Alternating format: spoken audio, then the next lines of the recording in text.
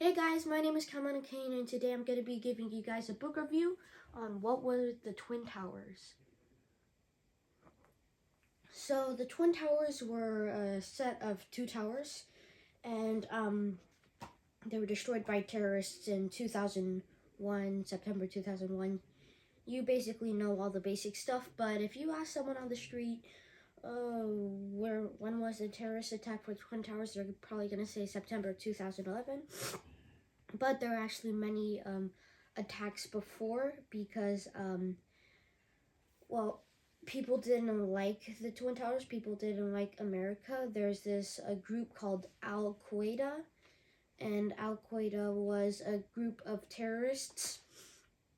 Al Qaeda was a group of terrorists that were trying to destroy the Twin Towers. The 9/11 attacks involved 19 men who split into 4 teams. 2 of them hijacked 2 jets and they flew them into the Twin Towers. Another one flew it into the Pentagon.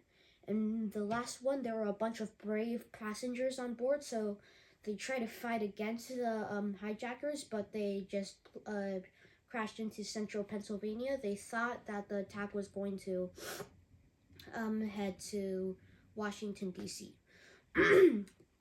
But they were all hijacked, and that's the interesting thing about it. Al Qaeda also launched another attack before 2011. It was like in 1980, 1990, something like that, where they had 1,200 pounds worth of dynamite or explosions in the back of their truck. So they drove very, very close to the towers, to the North Tower, to try to knock it down. But since the design and architect was so good, and since the steel was so strong, they couldn't knock it down. But it killed 6 people in the doing. But as you know, back in 2011, that's when they did. The Twin Towers fell. Most people think that it was a flaw in design of how the Twin Towers fell, because it just hit the top, not the bottom. And you know, if you want to knock something down, you want to hit it at the base. But they hit it at the top. The reason why the Twin Towers fell down is because there's a river right by the Twin Towers, several hundred feet away from it. So they built a slurry wall just to keep the Twin Towers away, like a bunch of blocks, kind of, and they called it the bathtub, and they were sealed really, really, really tight to keep none of the water getting into the bottom part. But since the explosion and so many pieces already fell down from the top, it broke the slurry wall and all the water started rushing in.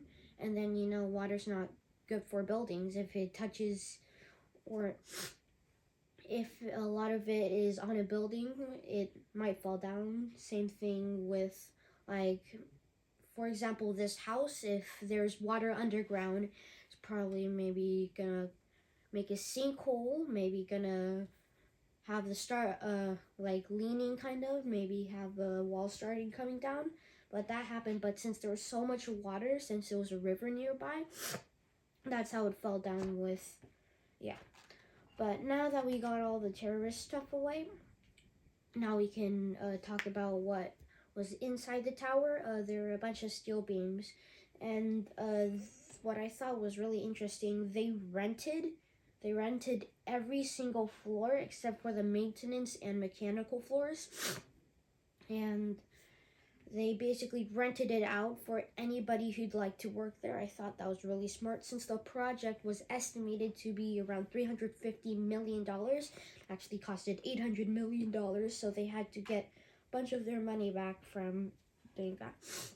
One of their people said that their renting was such a great deal, since somewhere else they could have found it a lot expensiver.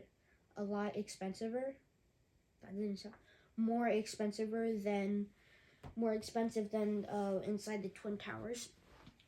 But since it fell down, you know, that's where the World Trade Center is right now. There's a fountain, not a fountain, but like a kind of square lake. And on the border of the lake, you can see all of the people's names and who died in the Twin Towers and falling.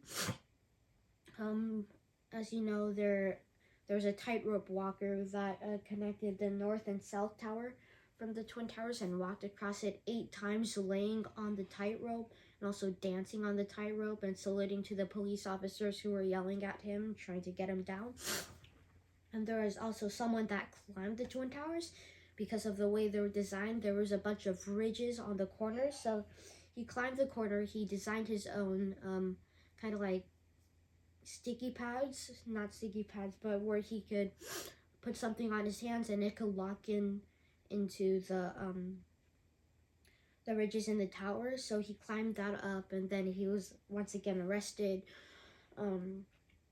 Same thing with the tightrope walker, but anyways, I thought this book was pretty interesting. There's 16 pages of photos inside. Let's see. So, an illustrated view of New Amsterdam, present-day New York City, from the harbor in the 1660s. Oh, and a map of New Amsterdam in 1642 showing early landmarks. Now, we have Radio Row in New York City, seen above in 1936, model of the World Trade Center in 1964.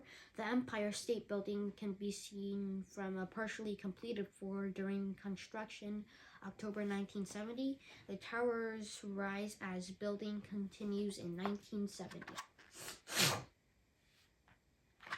Okay. Next, never mind. The Twin Towers stand out against New York City skyline during a blackout in July 13, 1977.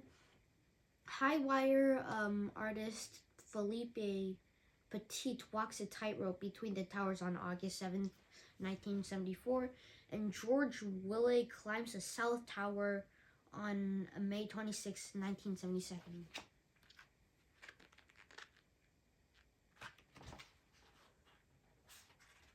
Next, the shopping area under the World Trade Center, February 1979.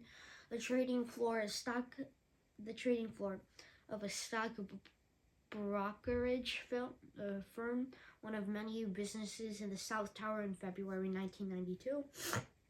And also ambulances and fire trucks outside the World Trade Center after an explosion in the parking garage, February 26, 1993. That's the one where it had 1,200 pounds of dynamite or explosives. Next, we have United Airlines Flight 175 crashes into the South Tower minutes after the North Tower is hit on September 11, 2001. The Pentagon near Washington, D.C. Shortly after the September 11th attacks. President George W. Bush learns about the September 11 attacks from a chief or staff, Andrew Card. So, interesting thing I learned from a video. George W. Bush was invited to a classroom to give or to have a read aloud on a book. Then he had one of his secret agents in here, and then the radio, he got contacted by the radio, the secret agent, and he told George W. Bush, and then he immediately left the classroom. So I thought that was pretty interesting. A police scooter in the rubble after the September 11th attacks.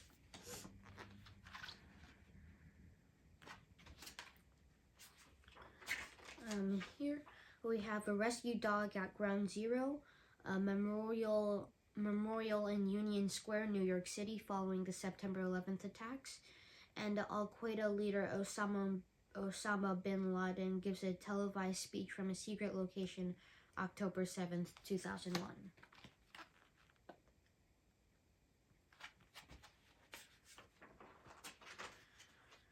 Now we have memorial lights commemorate Twin Towers. The Twin Towers. One World Trade Center can be seen on the left. See those lights? That's where the Twin Towers were once, I believe. A memorial at the crash site of Flight 93 in Shanksville, Pennsylvania. The survivor tree, a pear tree that survived the 9/11 attacks, and one of the two reflecting pools where the towers once stood at the National September 11th Memorial. So I want to thank you guys so much for watching all of my videos and giving me all this support. And I hope you guys like my book review. Make sure to like, subscribe, and turn on notifications, and check out of here.